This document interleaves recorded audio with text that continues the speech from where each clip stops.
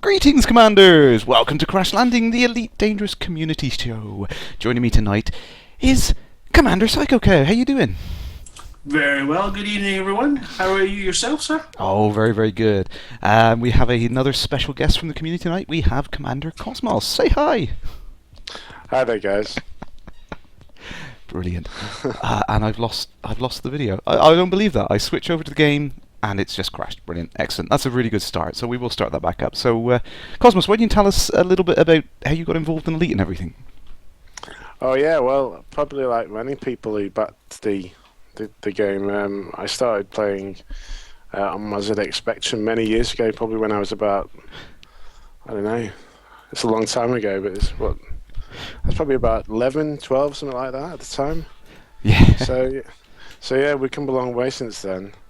Whereas I used to be sat there reading the Space Trader's flight manual, waiting for the game to load. Now we can. You can download it and get on all sorts of information on the internet and all that. Sorry, I'm having technical problems here. Oh, sorry, you just lost it. Yeah, I think this is one of the things that I've enjoyed most about this community. Actually, is the kind of the interaction and the fiction and everything that people have been coming up with, fan fiction and everything, and the official fiction. It's been really, really good fun to be involved with the community and see all this stuff come to light. I think one of the things with the. Sorry, there you go. I was going to say that one of the things back in with the, when it came down to the original game, you had to use your imagination, like the fiction, the books like the Dart Wheel, and the flight manual. They really sort of embellished the experience, because if you actually look back at the original game now, it's actually quite. There's not much to it. Mm. Yeah, it is. It's great that they've still got that kind of element of. I mean, when you look at like the Frontier Elite 2, when they made that jump up, there was a lot more detail in that galaxy, but there was still enough of it left to your imagination that it felt like a believable world. You know what I mean? And I think they're just going to keep pushing that with Dangerous.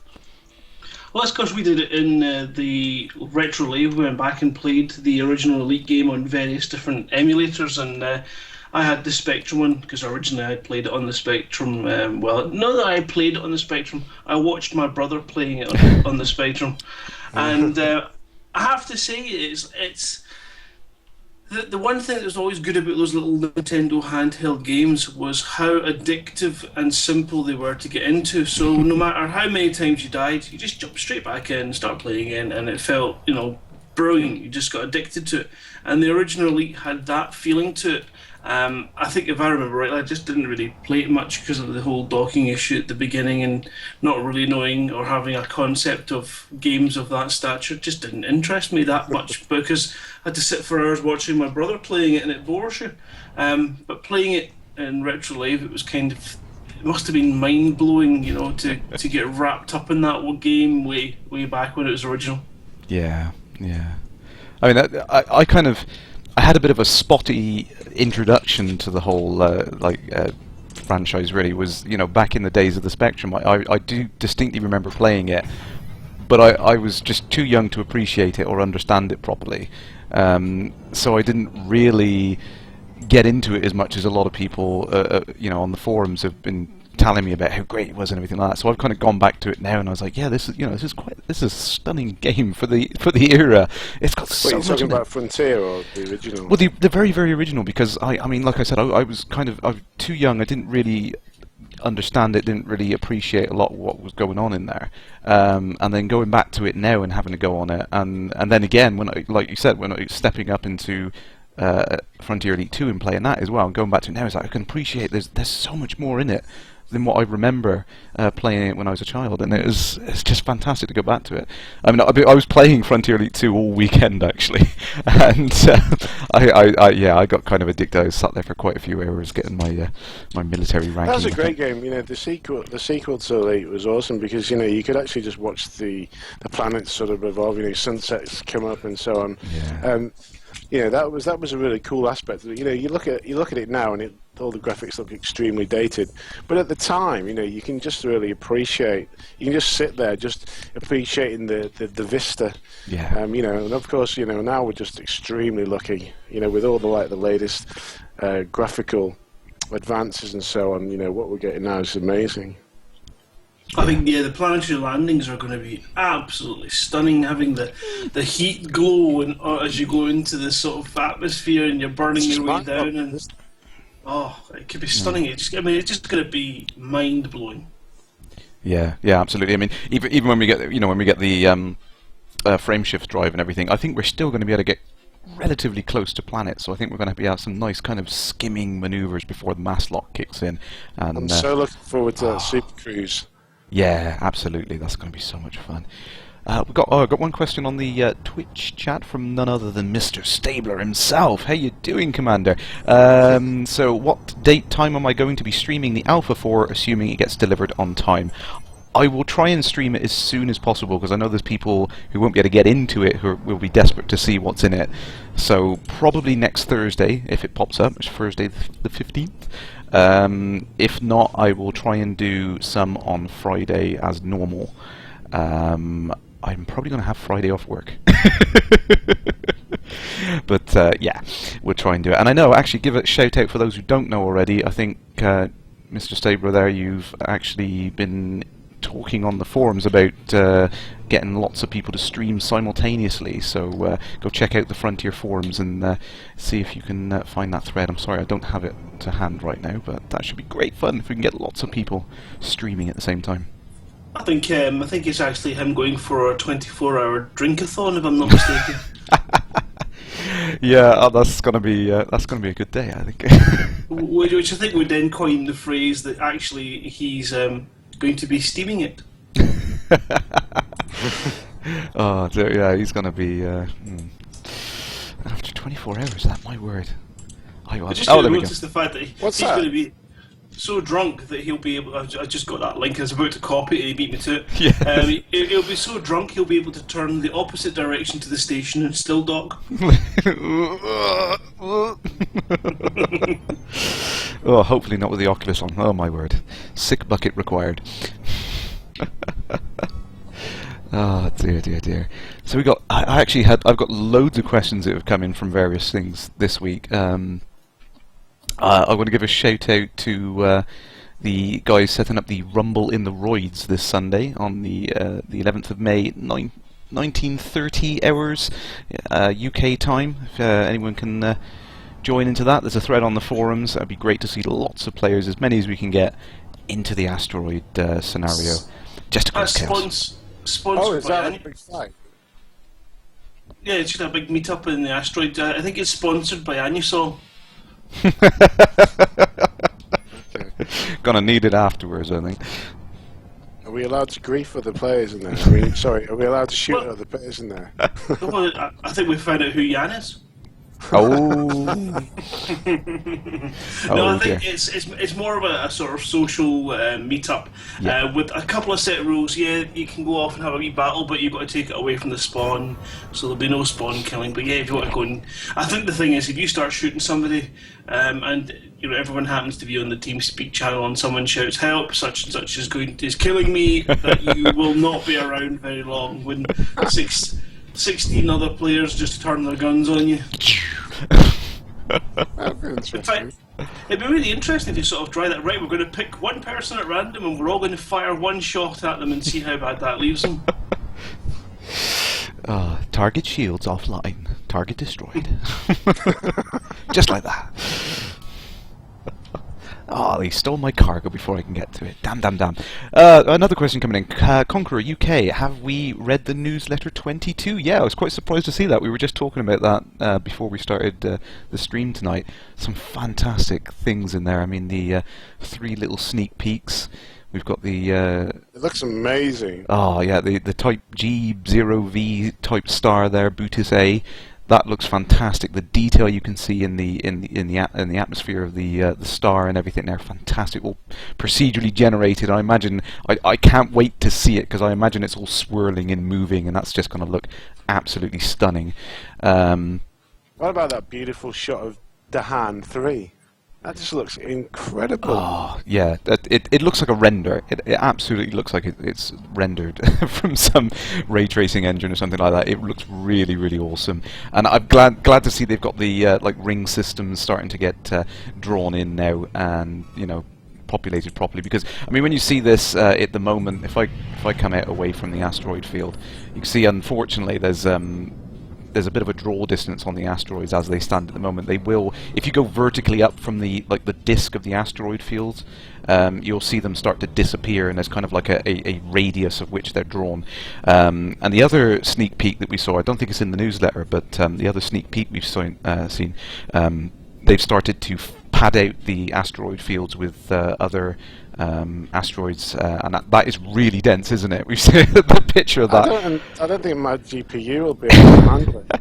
How many polygons are there? Yeah. I just realised you're talking about a newsletter I've not seen yet, so I'm just calling it up now to have a look at it. Yeah. I didn't get an email. Yeah, I saw the chat in the Elite Skype channel thing before I actually got the email. It just kind of popped up. I was like, oh my god, another newsletter! Like, there's just this flood of information there. It's like Frontier. Three in the last week. I know, it's like Frontier just really gearing up. They just are right on the ball at the moment. They really are just like spoiling us for information. And you can see now I've just got to the point on the stream now where the asteroid fields start to, you've got my cone of vision. You can see there's a central point where the asteroids are, and they've all kind of popped out. But yeah, in the new news that you can see they're I've never all seen it before. That looks terrible. Yeah, it does. They do start to pop out. So I think it's just like a draw distance thing. So the whole 3D object isn't getting drawn. It's like a level of detail thing. So obviously with the new system, they've actually built in. I think they're using geometry imposters, which I think they used in Roller Coaster Tycoon 3 to draw like a high volume of like. It's a geometry imposter. Yeah, then that's an interesting technique. Now, in what it is you take a 3D model of something you want to draw lots of in the scene, and you effectively take a snapshot of it, like a sprite almost, and then you reuse that sprite many times in the scene to save on geometry. So you're kind of drawing like a billboard, like you see like explosions in some games. You see that kind of billboard, and it kind of clips through the ground, and you see it cut off like it's just a panel floating in front of you, that sort of thing. So it's kind of a cheat, but it allows you to kind of fill the scene up with loads and loads more than what you could if they were all solid geometry. So I don't think you have to worry about your GPU. I think it will quite nicely cope with it, because it's just a bunch of sprites. They just look really awesome because they're actually snapshot of a 3D object. Are they sprites? Yeah, they effectively take a snapshot of a 3D object, like taking a screenshot of it from a certain angle, and then you just plaster copies of it everywhere, and it looks fantastic. It's a really cool technique for doing that sort of thing, and I'm pretty sure it's something they've had since Roller Coaster Tycoon 3 for drawing lots and lots of little pedestrians walking around the park. Something occurred to me, and it is probably there's a good sort of scientific reasoning for why you get these kind of asteroid rings around planets, and the sort of rings around Saturn. I just thought it was kind of like your domed lighting effect for rainbows that kind of gave you that flat image, but it might have been rounder. I don't know, because does it really make sense for everything to form these nice orderly circles around the planet? Well, I think it does logically. When you get up close to them, obviously you start to see the imperfections. But I mean, effectively, gravity is pretty much uniform. So, for the same reason that most planets are fairly close to spherical, you would start to see these patterns in rings, and rings look fairly uniform. It's only when you get up close you start to see the imperfections. But over a grand scale, gravity is pretty much going to hold things in a fairly circular fashion. Kronos is saying it's all about mass. It's one of those things that's kind of, if you think about these things too much, your head explodes. Yeah, absolutely. It's too much science. Too much science. Well, that is down to mass. Isn't the rings around Saturn? Isn't it primarily made up of ice? Is it Enceladus? I forget the name. Yeah. It's mostly ice and rock, isn't it? Which is why you kind of get that kind of, like you said, Cow, was the kind of shiny, transparent rainbow sort of diffraction you see on it, is because it's just little ice crystals, so it's spreading the light out like it would if you shone it through something like ice. Yeah, I think your video's dropped in again. This Yeah. is the backup. Yeah, I think it's yeah, I just I literally There it just is. yeah, I just saw that. I was like, blip, quick, do that. So that actually brings up a good point, actually, Grant. I sent you that tweet, didn't I, about a little program called Net Limiter. It's not perfect, but it definitely has helped me do the live streams because it allows me to specify the amount of bandwidth I want to share between the game and the stream, and obviously the game at the moment is using the maximum amount of bandwidth it can get to do its job. So yeah. And if it goes funky, it just eats the whole connection. Yeah. I did use that last Thursday night when I was doing my incursion completion, trying to get that incursion beaten before Alpha 4, and got tantalisingly close to getting my gun sights on that Anaconda and having my ass handed to me. Yes, I did see your YouTube videos go up. I've been watching them and telling them, like cheering you on. It's like, go on, you can. Oh no, so close, so close. It was just so good to get that far with 97% hull for once. Normally I've got about 2. Oh yeah, no, they definitely have made it a heck of a lot harder since Alpha 3 came out. It makes it very, very challenging, but I mean that's good. I mean it shows that there's definitely going to be a learning curve, and there's definitely going to be more for us to do when the game's out. I've got to work on my fast docking though. I keep clipping that damn lip that's at the back of the port. Yeah, I think I got used to the size of the Sidewinder, and then when I upgraded to the Cobra, it was like, oh wow, this is Like I think the first time I wasn't streaming, fortunately, but the first time I took one out, I kind of clipped everything on the way out, and I was like, oh shit. Like you get used to it. But it's one of these games that has that wonderful, I am a superstar pilot feeling to it when you're battling people, as you're cutting through all those enemy fighters, you're kind of feeling fantastic about yourself. As you turn that wheel, you're making the noises in your own head of, come on, yeah, take you all. Yeah, no, it's... Hey, when I did that speed dot video, right at the end, I accidentally pressed the boost button and it just captured me in time. If you actually watch it, at the end it goes boom. I'd done that. I'd tried to do that so many times to get it right, and I ended up in the tower numerous times because I've got the boost button on my sort of analog controller. And when you're kind of in a hurry and you just want to get it just right, accidents happen. Whoops. They must have really good brakes. Well, it's probably like one of those things on aircraft carriers, that capture the. Oh yeah, like the big rubber bands. Yeah, actually, when one of those lands, they actually go full throttle in case it doesn't grip, so that they. So yeah, so I'm obviously take back off again. It's obviously something like that. I think it's just a gigantic Acme magnet they've got. Yeah, it's the future. We can get away with that sort of stuff. Another question there. Sorry if I've missed you on the thing. From Mr. Stabler. No traffic shaping on my router. No, unfortunately, I have got the world's worst router. I won't mention what it is, but it's a terrible router. Let's see if I've missed any more. Sorry. What do people think of the new rankings? Yeah, that was in the newsletter. What do you guys think of the lovely little pips, insignias? or the equivalent of pips? Yeah, they're pretty smart actually. I like the fact you're going to be able to look at somebody and decide whether or not you want to punch them when you're out the cockpit. No, they look really slick. Yeah, they do look really nice. I'm kind of hoping that when we can walk around and bump into each other, that they kind of show up on your uniform or something. That'd be really nice. You can see straight away. They had a bit of colour as well to some of them. I don't. Do you not think that more being a bit grey is a bit sort of bland? Yeah, I mean, you kind of expect that kind of like gold, silver, platinum sort of levels or something maybe, but yeah, it's... I mean, yeah, perhaps it's just the initial render or something. Yeah, maybe. Another work in progress, perhaps. Oh, crikey. Sorry, we've got, like I said, so many questions on it. I've got a question from Twitter, actually, from Crisis Surfer. Can we see how fire groups are set up, how you do it, and why you do it? So I will, as soon as the next scenario's in, I will show that. Ooh, and I must show something. You guys will see this in the next 30 seconds on the stream.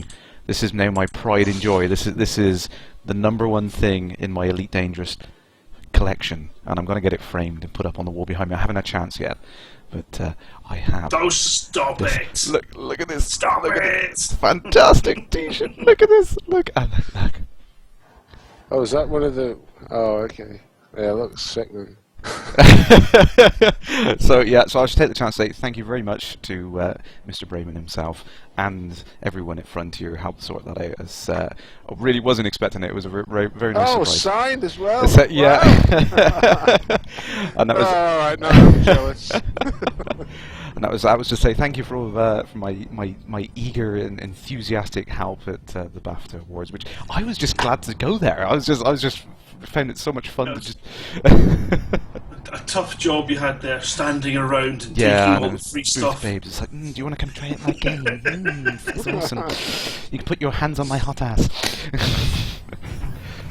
Oh, we've started again. I see. Look, every time you're on this stream, Cow, it just comes down to talking about everyone's hot ass.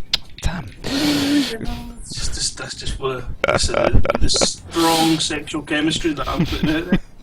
It's so rare you get to legitimately say that word without sounding rude.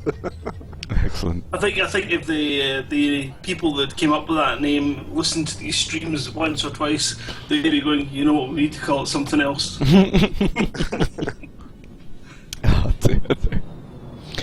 Oh dear. Everyone's jealous on that. Sorry. Oh, quick question there, Petrus.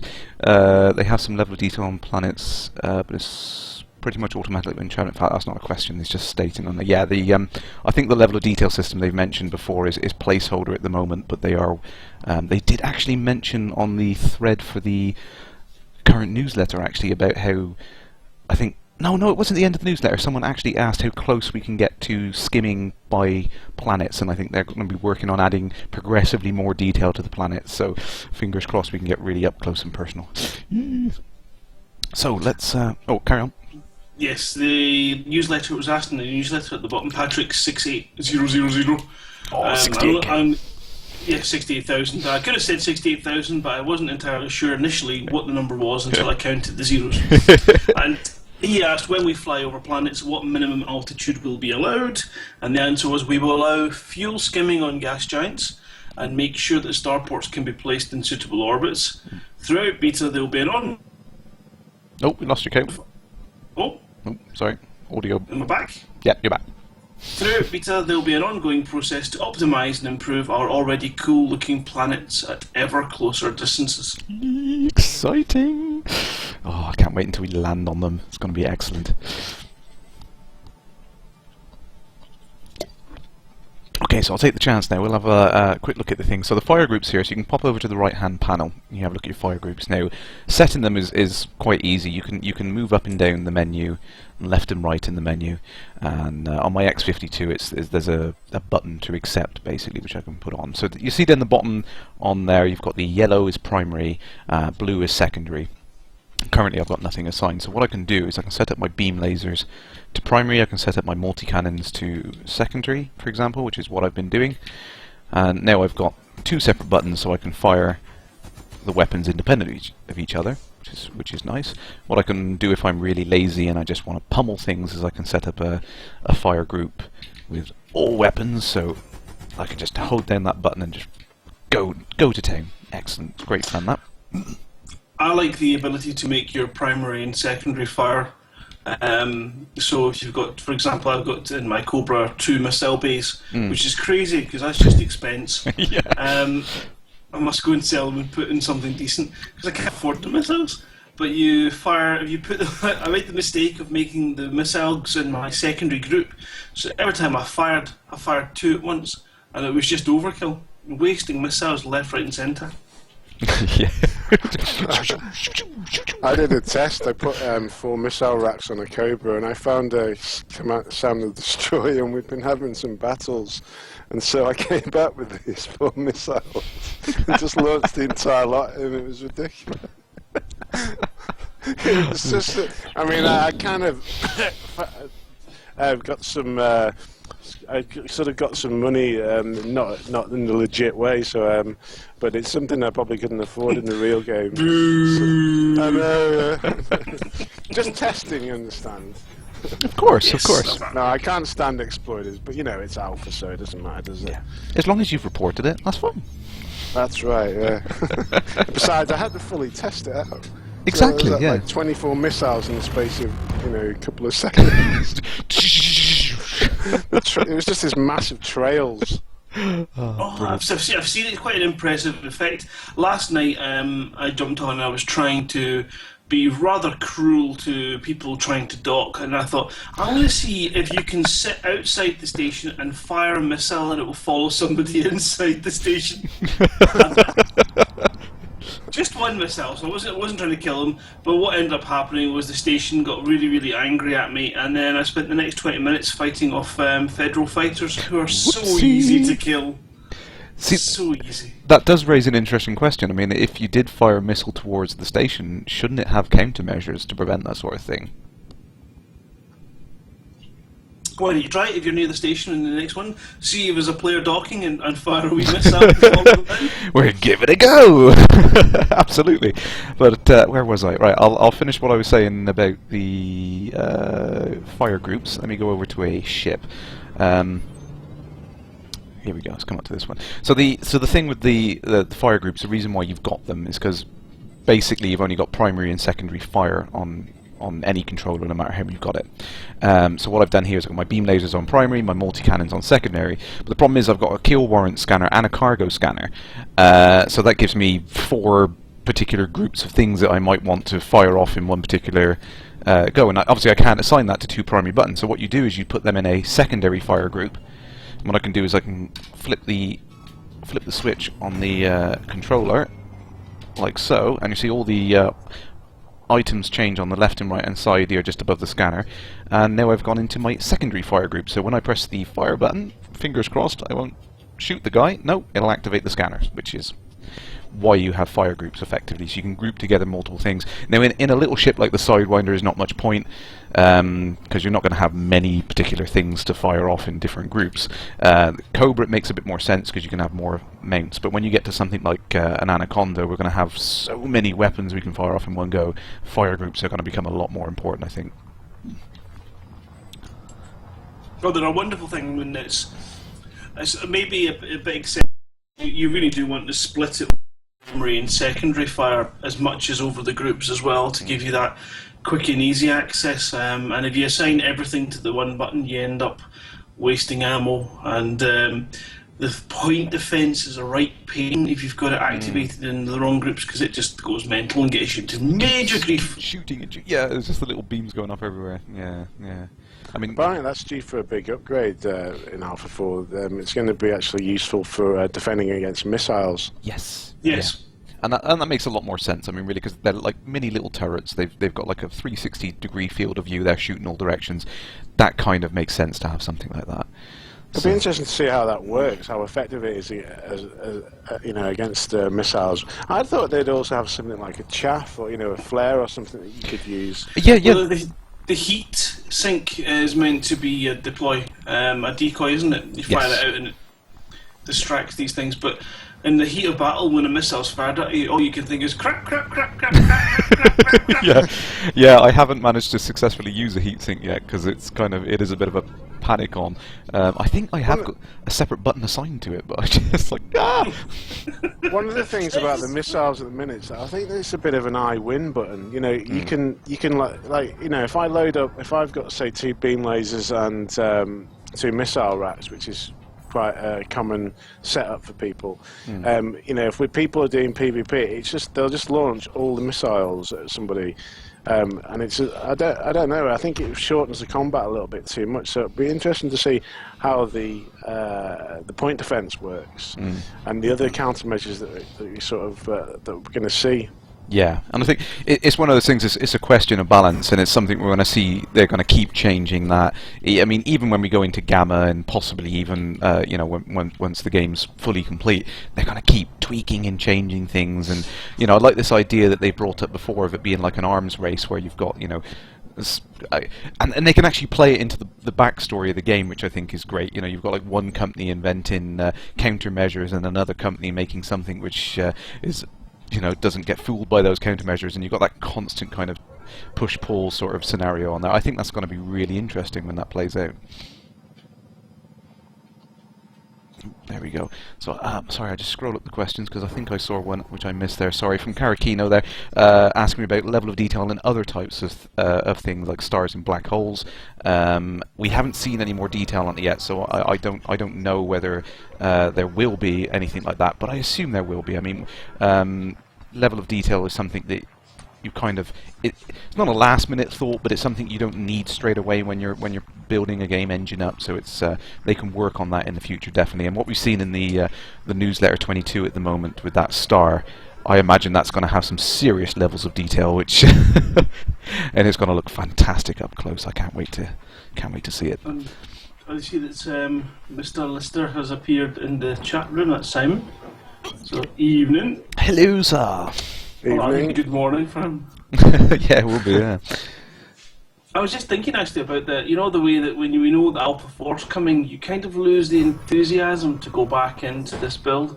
You're constantly thinking, are we, because it gets a bit samey. It's unusual to have such a small portion of a game, this 1%, that we've played to death almost now. So this concept of having it with this bubble of a universe is mind-boggling to think, we're going to be back in. So that excitement is huge. And having the date that we can expect it on, it really takes the constant, are we getting it tonight? Are we getting it tonight? And it gets rid of that so quickly, and we're all just sitting there going, can't wait now, can't wait. Yeah. I don't want to play any more Alpha 3. I'm just going to wait. It's been a long time, hasn't it? Since when? I mean, how long has Alpha 3 been out now? It's supposed to be a couple of months at least, surely. I think this was the biggest gap between the Alpha builds, definitely. Because I think well, we've done it to death. I mean, I fly around. I mean, I've been testing out this DIY head tracker that Pocket Moon and Brumster have developed on the forums, which is great, by the way. Yeah, so I've been testing that, but there's little to do really. So I think people are finding themselves sort of exploring other ways to amuse themselves at the moment. Hence, there's some upset people on the forums who have been making a bit of complaining about some people's behaviour. I'm choosing my words, trying to choose my words carefully here. You mean the non-alphas, those people that just, aren't as much of a backer as we are? Oh, cow. They just don't care as much about Elite as us, I wouldn't like to say. Oh, dearie me. Moving right along. That's me. The kill lists right up I was top. talking about the people who cry about the griefing controversy. What do you think about that, boys? Oh, right. Okay, the Care Bears. Are we allowed to say that here? Yeah. No idea, but I think it's no. I actually quite like the term Care Bear. It's quite a funny one, and I don't think there's anything wrong with being non-PvP and preferring PvE, because there's so many facets to this game that you can enjoy, and the social aspect of going, right guys, let's meet up, we'll do a wee couple of trade runs once we've established what's the good routes makes perfect sense. That's what John Stapler was talking about. There's a forum post to try and create some kind of federation alliance that they'll fly together, and interesting. And I think that's great, because that's a challenge. Let's take it out, let's get them. Yeah, actually, I mean, that's one way in which the community can sort of combat this perception that when somebody attacks you, that they're griefing you. If you actually, group up with other players and protect yourself in that way, then you can effectively sort of counter those situations that you perhaps not like by actually, coming up with a way to combat it, with the tools of the game and other players. It's because that's what you're going to have. So you're going to have that. You're going to have your traders group who are going to go into a station, try and get parked, and you're going to have the likes of let's call it testing, groups of testers outside the station. waiting testing to... missiles going into the station behind players. I never thought of doing that, by the way. I'm going to do that tonight after the stream. Well, I've tried knocking people. It just amuses me because it's mischievous. It's not so much. Well, it's probably considered griefing, but there's something funny about watching someone docking and waiting for them just to get close to the pad and then ramming them off it. You know? Okay. It just amuses. It would make me laugh if it happened to me. You know that I mean, it would, and it has happened as well. You're going in for a canister, and just as you're about to scoop it, some sod takes it. Like, I just love that. It's just that's that little reflection of real life. Things, isn't it? You know, I think one of the problems that I kind of see is I think people might, especially at the moment, it's sort of taking it a little bit too seriously to heart when people are doing this kind of stuff. Well, you know, I just sort of laugh it off and. I've lost so many credits to bugs as well, and if you take it too seriously, you would give up. You've got to sort of be a bit more open to these things, because I've had, buy a new Cobra, then I sold it, and got no money back for it at all. So in the space of one little mistake, I lost everything, and that was really, really frustrating. And then you get your Cobra and you take it at the station and you sort of start speeding up to go to hyperspace and you hit the invisible wall. You just go. Oh, yeah, I've done that. You shiny new Cobra. Yeah, well, that's when I kind of worked out the cache exploit, because I thought, well, if this kind of stuff's going to happen, it's, I've already earned my Cobra. I don't see why I should be going back to the, the Sidewinder when I just hit the invisible wall of death. I really just wish that the Sidewinder in its sort of souped up form would be a reasonable match for the Cobras, and it's just not, and that's such a shame. I think I managed to stay alive in battle against a Cobra in my souped up Sidewinder for about 5 minutes, which was good, and that was just down to keeping out of his firing line. But if you're in that firing line, I think shields in general are just not. I think it's one of those things that sort of needs to be sort of looked at and balanced and stuff. And perhaps we'll see some of those things in Alpha 4. But even if you're in a fully kitted out Cobra, you can be killed in space of 5 to 10 seconds. But 5 seconds. I've gone from full shields to dead in a Cobra. So I think we've set Lobster off in the chat and Kronos. Oh. Kronos is saying we will see. I have a massive group of players just waiting to buy into this game, and then we will see all you elitists cry. And Lobster's suggesting that the existence of a real person in the pilot seat creates that psychological difference for some. If you're killed by an NPC, then it's fine. But if a human kills you, it's some side of personal giggling insult to your honour.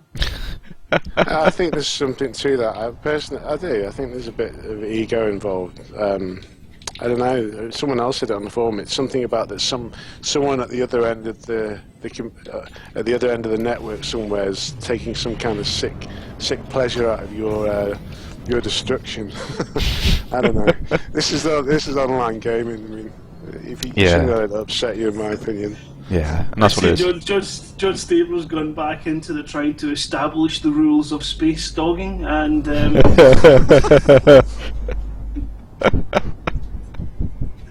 oh dear, using your cargo hatch. I don't know. Something very wrong with that, man. I was looking at the some of the ships we're going to get, because you got the Anaconda that we know of, but then there's this Lycon Type 9, and I was looking at the cargo capacity of that, and that's 440 tons. Wow. So presumably that's 440 canisters. You know what? We're going to have a fleet of pirate ships to scoop all that stuff up.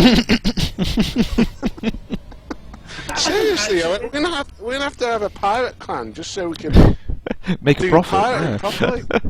I've got a feeling we'll be able to do some interesting things with canisters in space. I quite like the idea of getting 2 Sidewinders and maybe doing some canister tennis. Yeah, that's the great thing about this. It's so kind of open, the game, that there's just so many silly things you can come up with and do, and it really is the original open world game, isn't it, Elite? And just great to see it upgraded for the for modern systems. It is, and in a way, you know, the enhancements, all the graphic stuff, that's kind of like filling out what I used to imagine when I was there playing on my ZX Spectrum, you know, with the little sort of wireframe graphics and. Yeah, absolutely. I mean, it looks a heck of a lot better, but the imagination is still there. You know, there's still that kind of. I think it's just kind of that it implies there's something more there than what you're seeing, sort of thing. And it's fun because it's so well thought out. You know, the fact that the stations are planned in such a meticulous way, as if they are a real functioning station. You know, even though we know at the moment there's nothing behind these hollow walls in the space station because there's nothing to draw there yet. But it makes you feel that there is, because there's so much thought and gone into them. Because they just are so realistic. I can't wait to see some different billboards, though. I'm getting a bit bored of those four.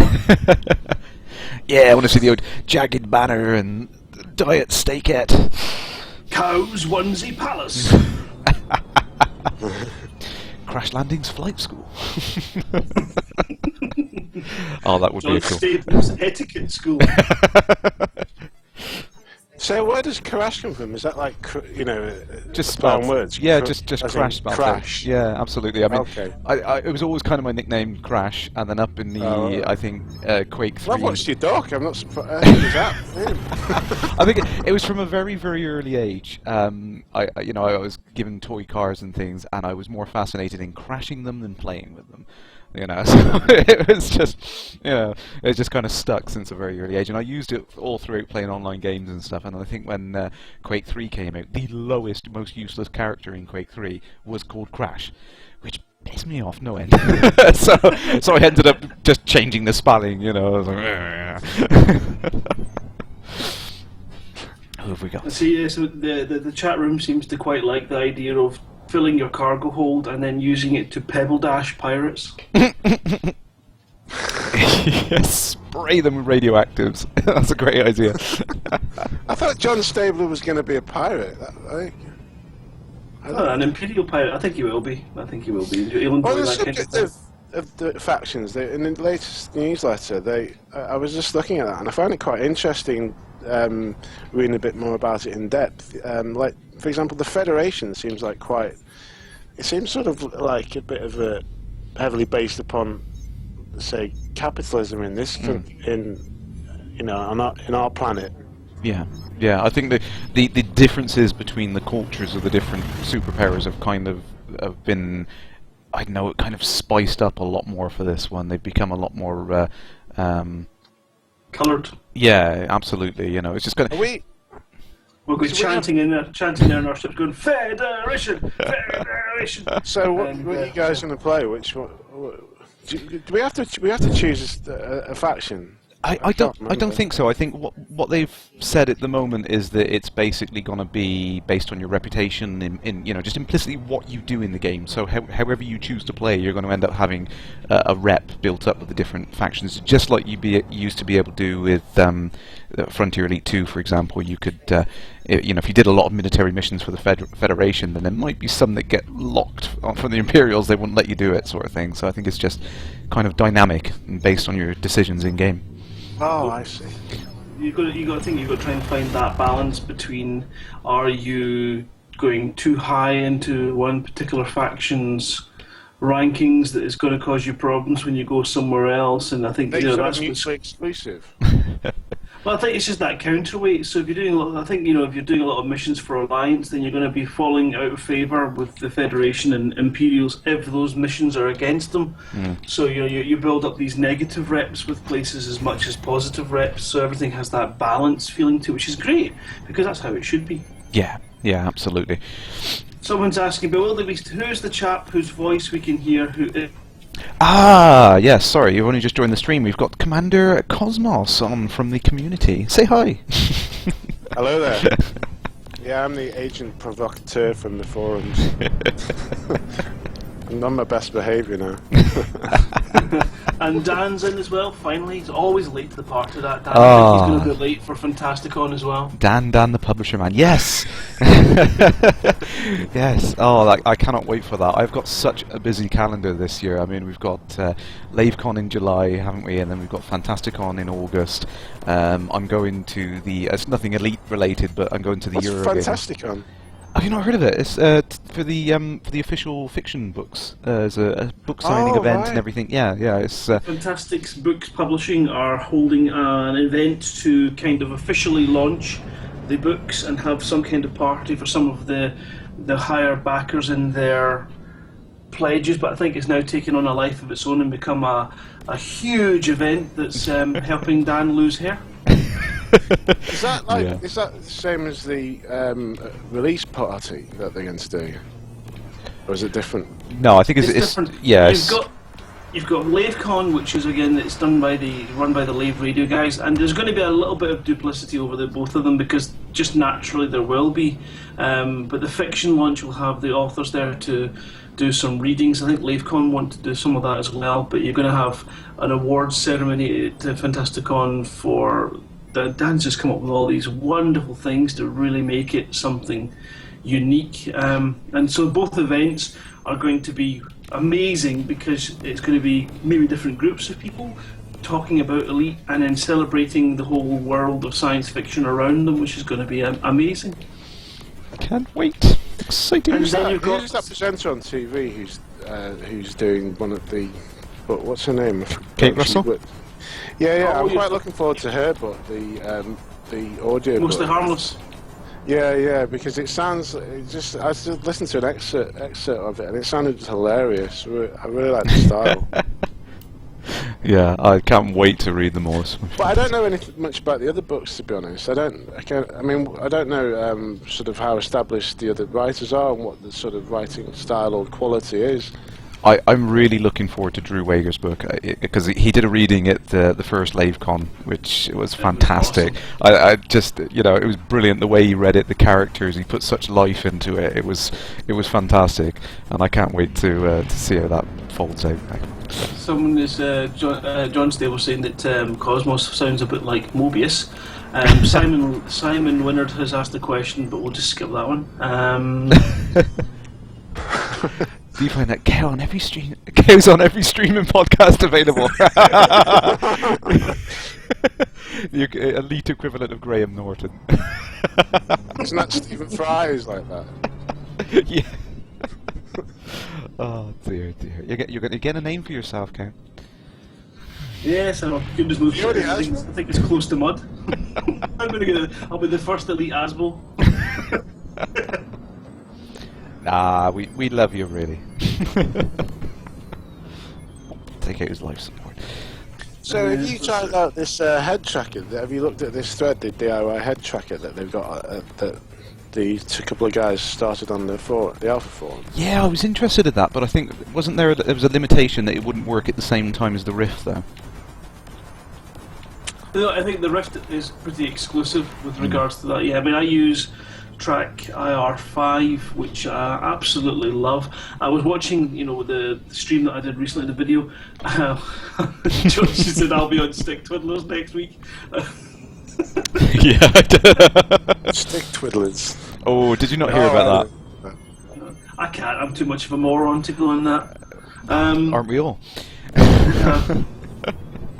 I was just thinking, I'm that much of a moron. How am I going to figure out how to operate a gun in the field? Never mind to shoot myself in the head with it.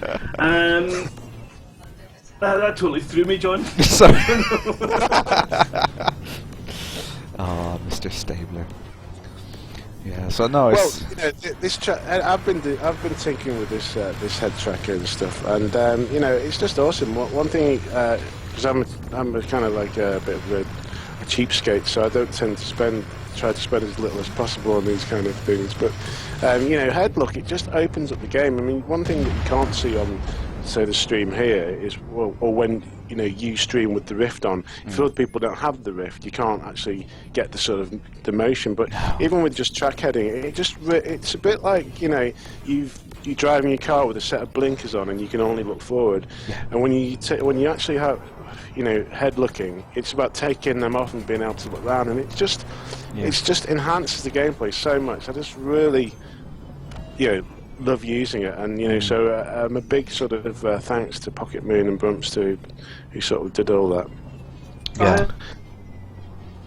To Elite Meet last year, and one of the most amusing things about it is you stick it on someone's head, they spend 5 minutes flicking their head around like an idiot in the game, and then they start playing and the head doesn't bloody move. They just sit there staring at the middle of the screen like we are programmed to do. But I find it really off-putting not using it. And when I'm sitting in that Cobra and I want to look at my side panels, I've not got the track IR on, and I think, I can't see it. How did I see that panel? But it's wonderful. But when you look at it, it does make you do these really bizarre things. If you look at the video that I did, recorded and put up with the docking stuff, when you turn and look at those panels, your eyes don't move off the centre of the screen, so it kind of makes you look like something very weird's going on. Well, if there was a camera looking at you, when you looking at the screen like that, you'd look like a right freak. If you look like a sort of a voyeur. Just looking at the side, like, Yeah, like a swivel-eyed loon.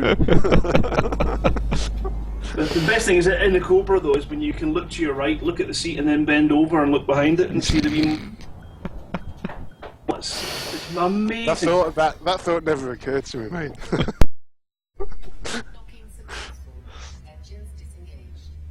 That's you can't quite see that way unless you go to free look, can you?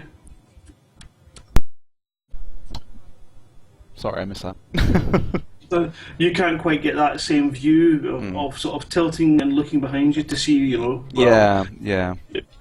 I mean, that's when you're going to get out your seat and walk around and stuff. The track IR is just going to really come into its own. It's a real cut price Oculus alternative. Doesn't give you that sense of awe at all, but it does give you that natural control system, which is really nice. When is the release? The version of the Rift coming out? Do we have any idea? July. It's meant to be the next DK2, and then shortly thereafter it's going to be the retail kit. I would be surprised if we see the December. Yeah, I think they really want to get it out for the holiday season, because that's when they're going to just in time for Christmas. Yeah, that's when they make the most money. I think it's going to be a push for them to do that, because I think the problem is with Carmack on the team. He's a fantastic engineer, but I think he's a bit too much of a perfectionist. So he will quite happily delay until he's happy with these things. And that's the guy from ID, right? Yeah. So. I know. I'd say the Oculus has got that wonderful feature of the look-through, and that's when you stick your finger up by the side of your nose and pull it away and just look down that hole. Yeah, like, You can look at the keyboard. I can see the keyboard. There we go. The next thing they're going to get tongue tracker IR. That sounds like a Japanese add-on. I'm not going to go that way. Hey, so what do you? We were talking in the DDF the past couple of days. We got talking about the Iron Man mode, and it's something that I sort of overlooked. Really, I'd not really paid it that much attention, and I'm kind of a bit disappointed in it, to be honest, because it doesn't seem like there's much point. Because once you die in Iron Man, you kind of get funneled into the normal mode, and I just don't see what it just seems to be. Kind of pointless. It's about having that elitist group. That's the I'm not just elite. I'm Iron Man elite, and I'm better than all the other elites. So to stick that in your, oh no, don't shoot me, I'll die. Yeah. I think it's definitely going to be a different experience. That's the key thing, because when you start that game, you are going to be hyper aware of your vulnerability. So when it comes to 2 miles per hour, watching it every second of the move, and then you're going to go, right, phew, got through that next bit, and then you see a pirate coming in, you go, oh no! It's going to give you that real sense of danger, and I think that's where it's going to be wonderful. And I think there may well be, John Stable suggesting it's Care Bear heaven, where all good Care Bears go to die, but I think, you know... I kind of know what you're saying. I think that's the intention about it. You know, but the point is, because your death doesn't have a consequence other than the fact that you're not going to be in that particular group, you're still going to your commander will die effectively, but you'll be put into the normal group. It kind of loses it. I mean, I guess you can perceive it to sort of have meaning, and I don't want to leave this group. But if you're just going to not lose your commander, and I mean, ultimately, if you've been playing the game for, let's say you make it to 6 months and you've had all that progression, how many people are going to say, all right, well, I'm not going to carry on with that commander in the now it's in the normal mode, I'm going to go back and start all over again.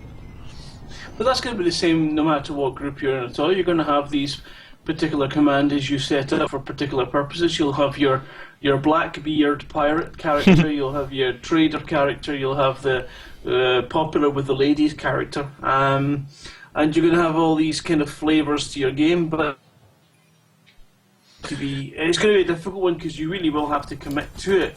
I might just have an Iron Man Psykokow and just leave him in a station and never play him, and he can be the longest surviving player. I'm not sure it's going to work like that, you know. I think you might have to actually play it to camp. I've got a very, very, very successful EVE player that's spent the last 2 years in a station. Oh, I see. I'm not going out there, it's people with ships and lasers! I'm not going we were out talking there! about this, like, Give me another book! Been going on. You know, I mean, I wouldn't do this, but, you know, it's not without the realm of reality that somebody could actually go into Iron Man, create a character, and try and do it for the sole purpose of killing someone else who's been there for a long time and trying to survive. Yeah, that is the problem, isn't it? But it's not. I mean, I would. Flavors. It's got the jet pods. It's got ways to try and preserve your longevity. And then when you do die, you've got that doo-doo. I said doo-doo. And when you do die doesn't sound much better. And when you do die, or when you expire, then you can have that ability to start that character again in Iron Man mode and just go back to scratch, or take it into the sort of main game. And I think, yeah, you're right. I don't think Iron Man will be particularly popular. It might well be at first, but I think it will eventually slowly disappear. I think you'd be better off having. Oh, crikey, I was going to say something really daft, like, you know, there's your elite commander that managed to get to elite ranking with no shields. That would be an achievement. But, you know, these are the things that will evolve with the game. So I mean, a pointless group and maybe removed. That's the beauty of beta, gamma, and all the testing we're going to be doing. Yeah, true. You know, I mean, I'm a big fan of DayZ. I played that quite a lot, and that's really brutal. You know, for people who don't know, permadeath. It's really brutal, but it's extremely immersive. You know, you die in that, you lose everything. But the thing is it doesn't take, you know, like months or years. Perhaps you're not going to lose all that progression, and so, in really, I'm not sure if like that kind of mode really fits in with Elite, because, as I said, if your commander just goes from one Iron Man group to like the normal mode, then it kind of, well, what's the point? I mean, it's just like a Boolean flag, you know. In it. Do you get what I'm saying? Yeah. Blackley is in the chat. He's suggesting that possibly they should create Iron Man mode. That would encourage people to sort of play it and get these wonderful medals of honor. We missed you then when you said the appropriate part of that sentence. Sorry. Yeah, I think it needs enhancing. You know, perhaps it needs embellishing a little bit. Perhaps if it was harder than the other game, but you know. Blackley, what does is it Blackley? That's the one that tends to be in the Anaconda. Yeah, he's the hacker. He's the He's been hacking the client to death. No, I didn't say that. What does he know about doing things the difficult way? He's a skillful developer who's helping the development team to uncover possible routes of exploitation. No, it's true. It's true. I think that's one of the things that's, we talked about griefing. I think that's one of the things that's going to ruin people's experience way more than what people perceive as, being grief, like having the ship blown up or something. If somebody manages to hack the game, imagine if somebody just starts hacking, the game, the economy, or is aim hacking, or unlimited shields or so on. That's something like that is really going to ruin the experience. So I think that those things, I think that's much more of a pressing and important issue at present than what people have been quite vocal about on. Some people have been quite vocal about on the forums about being griefed. Mm. Yeah, I think the griefing is going to change as the game goes on, and maybe dock ramming and dock blocking and slot blocking and missile firing. I could think of many more ways to really grieve people in game, and I just don't think at present people have it. At the moment, I think people have just been a bit inconvenienced. But that's the problem, isn't it? Until every possibility of what you can do as a player in the game is opened up, you're not going to see every possible griefing route. I think it's just it's going to be down to things that affect your gameplay negatively. I mean, being blown up is part of the gameplay. Yeah. Being blown up by an NPC is as annoying as being blown up by a person, other than if you've had communications with that person and going, hold on a minute, I don't know, hold on a minute, second, hold on. I'm not ready yet, give me a minute. Right, okay, now let's go for it. And you're already dead. But that's the kind of thing, it's just that's going to be the flavour of the game, and where you play and how you play and who you play with. The big thing I've got with Eve, or the big problem I have with Eve, is I've got no friends. I'll leave it there. I've got no friends. I've got no friends that play games. So in Eve. But in Eve, I've got nobody to play with, so I've got no incentive to go back. And travelling on your own is boring. Yeah, I found that in a lot of games. That it's like WoW in particular. I played a heck of a lot in the early days, and I had someone I knew who played it a lot as well. I mean, when we cooperated, I thoroughly enjoyed it. Whenever you ended up playing competitively, it annoyed the hell out of me. And when you had no one really that you knew to kind of play cooperatively, it bored me.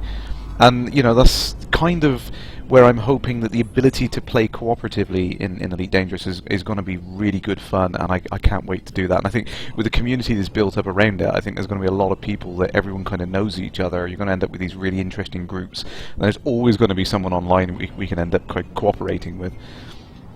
Yeah, look, there's a wonderful sense of pulling together to do something and to achieve something, which is lovely. And long may that kind of experience continue. But I also think, I think someone in the chat was saying, Blackley saying that he annoyed people just by flying the anaconda. That's true. And getting grief, getting killed by somebody in game creates rivalry. It doesn't necessarily create a sense of being wronged, other than if you were in the middle of something and you're like, oh, no, I'm going to start again. So you get a bit of frustration. But that's fine, it's fine. I think, there's nothing better than being in a really drawn-out battle and having your shields, like I've done in the incursion, down near the sort of 17%, and you're fighting to stay alive, and you manage it or you don't, and someone gets the better of you, and you've got to just take that second to take your hat off and go, I got beaten, bloody hell, I got beaten well. Yeah, there's a sense of achievement then. It's like, yeah, that's a good second place.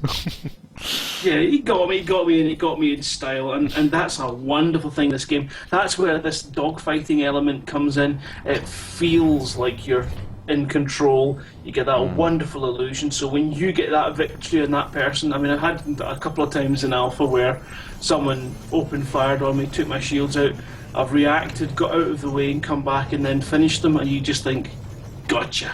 It makes you feel good. And then some of the times when you don't make it, you kind of get a bit annoyed at yourself. But well, it's like anything, you need to have some. You need to have something to lose in order to kind of like achieve, or if you get what I'm saying. Yeah. If there aren't people to sort of to challenge you or to test you in that respect, then you're not going to have anything to overcome. And it's all if all you fight, we've not seen it yet, but if I think that's one of the great things that the extra players add, rather than just the AI or NPCs, because at the end of the day, I think there's only ever going to be so much that a scripted sort of opponent is going to be able to do. Yeah. I see that Peter Risk is moaning in the moaning in the chat room about moaning in the forum. It should be banned, he says. Complete thread should be banned. Yeah, it's surprising how many more have popped up in recent months. I mean, I remember when we all just got along in the forums, There wasn't any bloody Commander Jan and bloody Blackley and. I like these characters. I think like Snuffler, Jan, and these people like roguey types who just like get. I think it adds a sort of edgy sort of dynamic to the community in the game. People, you see someone like that, shit. Oh, sorry, I shouldn't say that. You say, oh crap! Yeah. And I'm running. Oh, you might think, no, I'm gonna have a go at that guy. That's the way I always look at it. And it's a cool thing. I mean, at the moment, people aren't sitting there and grieving people, ruining people's complete experience. Well, not mine anyway, but. Well, there's Dan, the publisher, who's saying that that's what the alpha's for, is to get through all these things and raise these complaints so the gameplay can be shaped. But he understands that hearing the same thing over and over could get irritating. What do you know, Dan? You weren't there. You weren't there during NAM. You weren't there in Snuffler years. You don't know what it's like. You don't know us. We suffered. We struggled to get back to that station when that Snuffler came in. No, it wasn't pleasant. It was dirty. Oh dear. But that's what I love about it. Is there's all this friction and kind of drama, and already the game's not even complete yet, and we're starting to see all these kind of little things happening, these little events, it's brilliant. I love it. It's fantastic. I still get flashbacks to that bloody anaconda. Oh dear.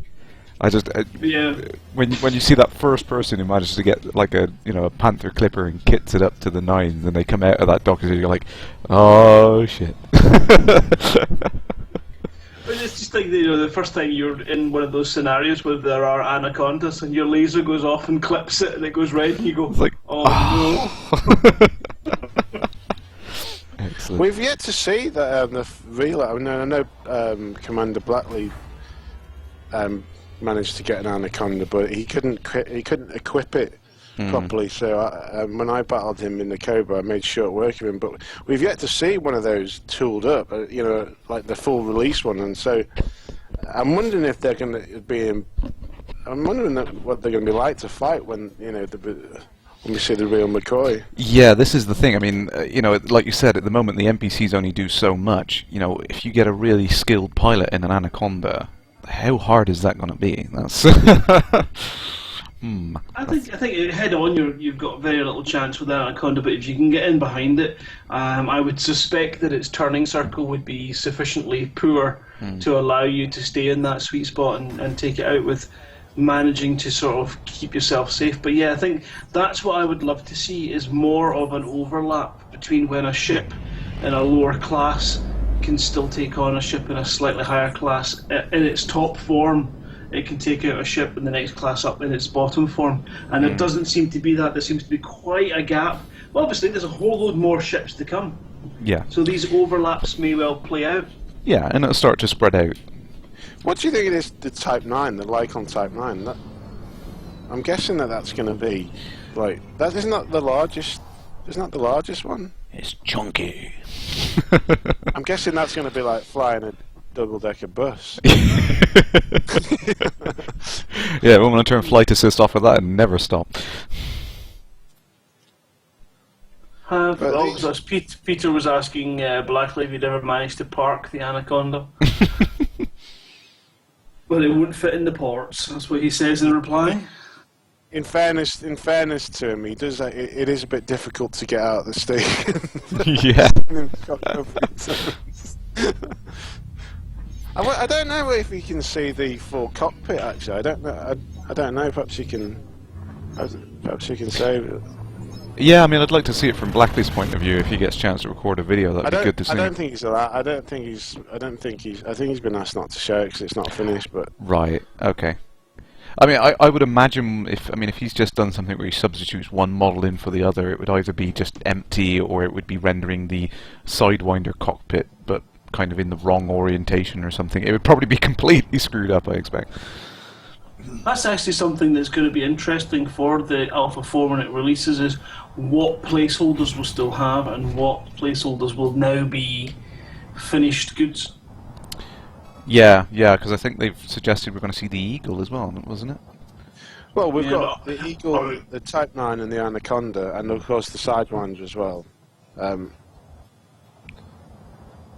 But will we see the likes of proper hyperspace jumps? Will we get the I hope different, so. That's the things and the placeholders that we have in different stations. Okay, they're all going to be Coriolis, aren't they?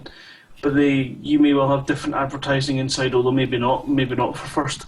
And I think beta's going to be a bit like that as well, where it's going to be every new build is something, new features going to be implemented until we're ready for gamma, at which point we'll all be absolutely how do they maintain that sense of something new is coming for the beta players when we hit gamma? They're going to have to hold some sweet things back, aren't they? Well, I mean, that's the great thing about the evolving universe. I mean, even when it's out and running, they can keep incrementally tweaking things. They said that there's a couple of star systems which are going to be locked off to us and we're not going to be able to go there. So what are they planning? I mean, they wouldn't need to do big updates like you'd see in in traditional games where you'd have like an expansion or something. They could just gradually, incrementally add new bits of story and open up new systems and stuff. So even after everything's feature complete, there's still a lot of things that they could start messing around with, and I'm really excited to see that. Well, we've got there's 25 ships, and initially it doesn't sound like a lot, but actually that's a lot of ships. We've seen a very small number of them so far. I mean, to be honest, I don't know how. If you think of 25 ships, how can you make it? There's a lot of ships to make. So, I think we're going to see those delivered into even gamma. I would expect. Mm. By the way, which is what ship? What ship have you got your eyes on? For Alpha. I've got no preference at the moment. Ideally, long term, I want to be able to do my cruise tours across the universe and fill it up with passengers and take them on a cow's tours package deal. Excellent. I mean, I'd like to see the Eagle. I think is the one I'm looking forward to the most. It's only because I think that's where I've got the fondest memories. Because I think I played Frontier Elite 2 more so than the original, so I think that's the one ship that I'm looking forward to seeing. It's got it looks great. The preview that we saw looked amazing. I really like what they're doing with it, but it's got a measly cargo space of 4 tons. Yeah, it didn't. You're not going to be doing much. You're not going to be making much money out of that. No, that's. But I just want to play with it. It's not. I don't think I'll keep it long term. It's just I wonder if we're going to be able to have more than one ship in Alpha 4. It's going to have to come in at some point, but I don't think it'll be in for Alpha 4 yet. Yeah. Somehow. Yeah, no, I think it's like a lot of things that they might add a menu item in maybe for some things, but I don't think we'll see that entirely. Oh, there's a couple of questions on there I've missed, sorry. Sorry, scrolling back up. Dan the Publisher Bloke asked if we can mine in this version. No, we can't mine yet, unfortunately. Because I'm one of those sad types that actually enjoyed mining. It's like fishing. You can just chill out. Space fishing! Yay! It's excellent. Dear, what else have we missed? I think Dan was also asking about whether or not we feel it's unrealistic to not take damage when flying in the Anaconda's slipstream. I don't think it's a case of you don't take damage. Well, certainly because it's got point defense, you do take little bits. But I think engine wash damage is something that has been mentioned in the DDF in the past, so it's obviously something that will appear at some point. Yeah, absolutely. It does seem a bit silly. You're behind these massive engines, and there's nothing. There's no sort of interference to your ship, and you park right up its butt. Yeah, it is something that I think was it Mike Evans came on the stream the one time, and he actually said that at one point if you get really close to the engine wash, it's going to cause shield damage and everything, so it will go in there. So it's going to make that kind of combat in that Anaconda a little bit more difficult. You're going to have to keep enough of a distance that you can get on it without getting the engine wash, but then still close enough that you can, you know, kind of avoid the turrets and everything. That's going to be really tricky. Hey, you know, someone. Sorry to change subject. You know, we were just talking about mining. Someone just met. I was just thinking, in Frontier, they had those like machines that you could put down somewhere and go back and get them. The MB4. I can't remember. Are they planned for this game? I think something similar is planned because as of the initial release, because we're not going to be able to land on the planets until they've completed that part of it, I think you're going to be able to mine asteroids and things like that. So I don't think we're going to see the mining machines, because you have to land on the planets in order to deploy them. We're not going to see them straight away, but I think we will see them at some point. Again, I like that. That's the boring parts that I love playing. I love that stuff. See, I'd like to find where yours are, your little mining machines, to go and blow them up. See, that one of the things that really freaked me out, and I never really used them much when I played FE2 on the Amiga, was because it said in the manual that, oh, anyone else could find these beacons. Of course, it was just a bit of a ruse. You know, the NPCs weren't clever enough to ever find your MB4s and kind of take your stuff from them. But it panicked me enough to think that, and of course now we open up the universe and allow other players to kind of come in multiplayer, and that can happen. You know, it's like, oh crap, you're really going to have to think about going far enough out with your mining machines that no one's going to find it. Actually, I think that's not going to be the case. I think that you won't be able to attack them in the initial release. I think I remember reading something about it. It'd be nice to have, though. Yeah, well, definitely. From my perspective, you know, because I'm a bit of a griefer, really. Tester. No, I like different people. If you were going to use the phrase testing to describe your beta and alpha griefing process, then I think it doesn't make you a tester, it makes you a testy. So we all know a few testies? We do. Ooh, we got coming in. I'm gonna avoid you. Ooh, Commander John Smith. John Smith's. Hey! Whoa. Wonder what cargo he's carrying. Bitter. Oh, farewell, Commander Dan the Publisher bloke. Yeah, see you, Dan. Simon there saying dock block with the mining machine. Hey, yeah.